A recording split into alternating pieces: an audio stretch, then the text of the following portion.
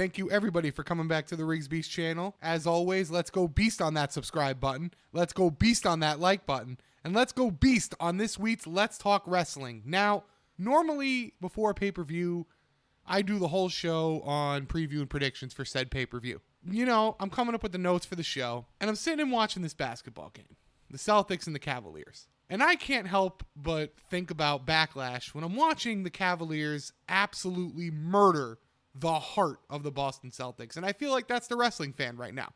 They are the Boston Celtics being murdered by wrestling, especially WWE. So I'm not going to waste your time with a whole show on preview and predictions because, quite frankly, when you really ask yourself, do you care? Probably not. So I'm going to run through it. This is my preview. You probably do not care.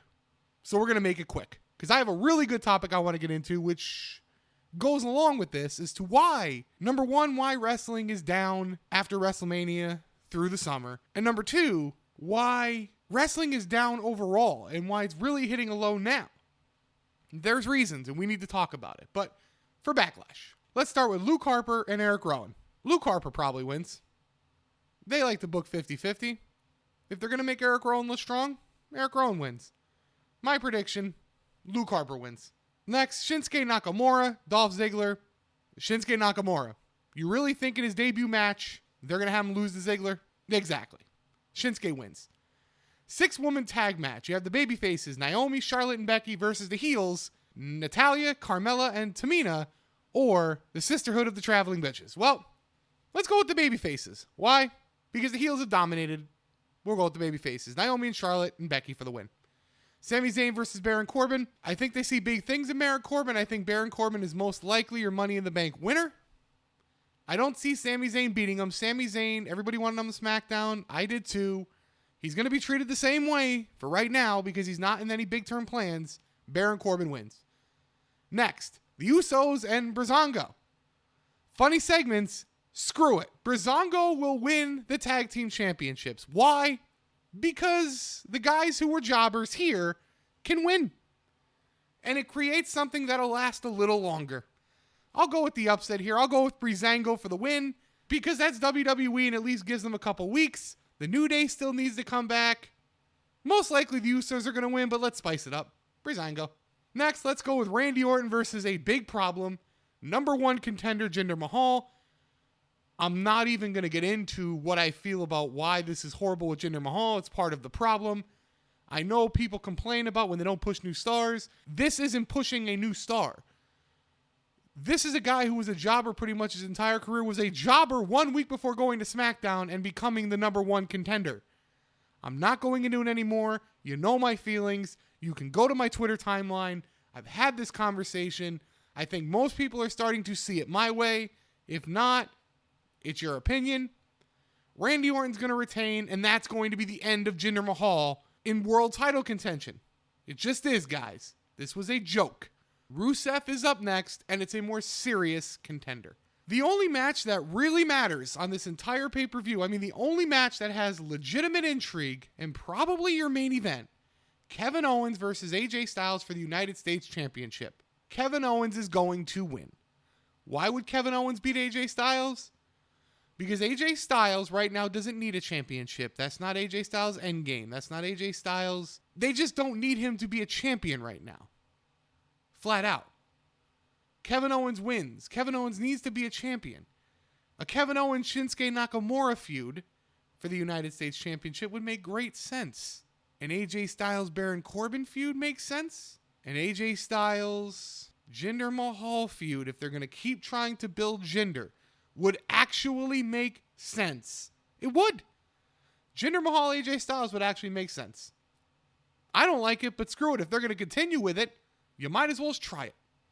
But give me Kevin Owens for the win. I think it makes more sense to keep him as the United States champion. I think Shinsuke Nakamura should be the guy to take it off him. Really give Nakamura the boost.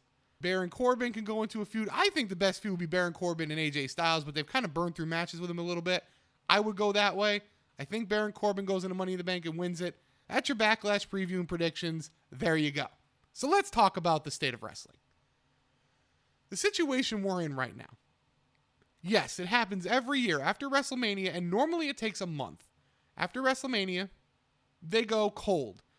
You have the NBA playoffs, beginning of baseball, etc., etc. They feel fans are going to go away, and normally it's the reset.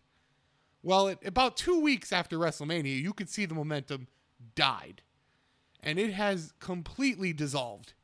And now, on the London episodes of Raw and SmackDown this past week especially, drew the lowest ratings over the last 10 years, if I'm not mistaken. It could be longer. Here's your problem. You ready for this? Number one. Randy Orton, in his tweets, getting on indie wrestling, talking about flips and bumps and all that, and that's all it is. He's actually not wrong. He's not. When you turn wrestling into all about how big of a bump you can take, how many flips you can do, when there's no story to the match and there's no build within the match, it's just a spot fest. It's just a bunch of spot monkeys, and that's great. It pops you then, but it doesn't do anything. It doesn't have any long-term effect. He's right there. Here's where Randy Orton got it wrong. He's the problem too. He's the antithesis. He's the other side of the problem. Boring, monotonous, same exact way to every match. Once you watch Randy for a while and you really study it, you can call every spot in his match. And that's the way with a lot of these guys in WWE, just like it's a lot of guys out in Indies, in New Japan, on Impact, in Ring of Honor, and I love a lot of these guys. But a lot of them are just spot monkeys, and there's no story to the matches. None. There's no intrigue. There's no Michaels and Flair crescendoing in a match. So, where do I take this? What am I really saying? I'm blaming the fans. I'm blaming the fans because you have, in your This Is Awesome chants, and in giving off the interpretation that this is what is needed, this is what they're feeding you. And it's not what is needed. It's that instant gratification desire. That's why you don't see long storylines that build to a tremendous crescendo. You saw one in Bray and Randy, and they screwed it up in the end for quick gratification of a superstar shakeup. You don't see the long story. You don't see long, drawn-out, impressively story-told matches. You know you get them on a rare occasion, and you love it. You boo a lot of them. But because it was AJ Styles, you cheered it. Remember AJ and Cena? More matches can be like that. There are guys who have that talent.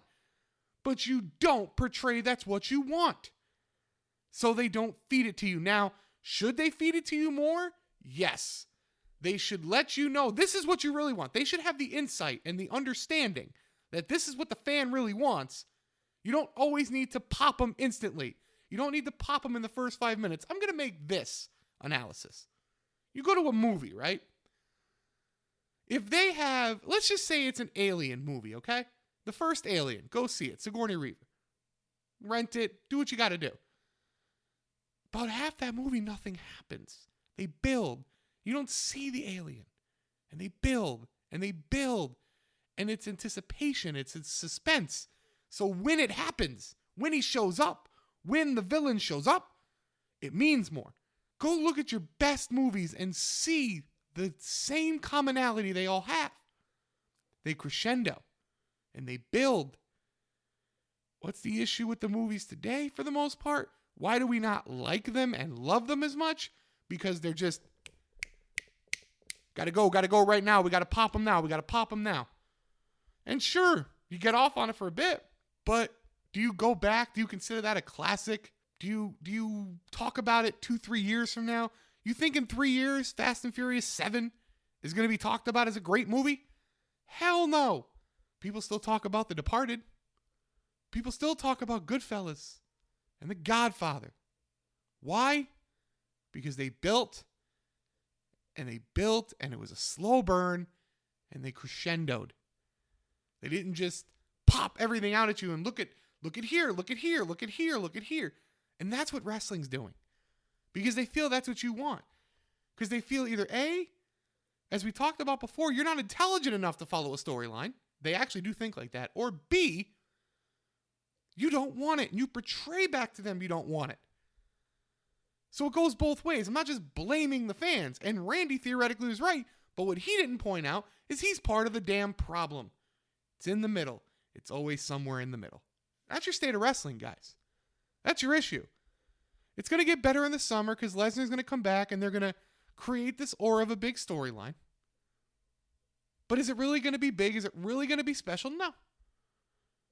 It's going to feel big because this has been so bad that you get the feeling of importance when in reality, it's not. Brock will be there. Brock will be gone. There will not be a long storyline built. You can already know the story. They've made the stories also so simple. You know for when Lesnar faces Reigns, you know the story now. They're not going to shock you. They're not going to surprise you. Nothing's going to come from left field.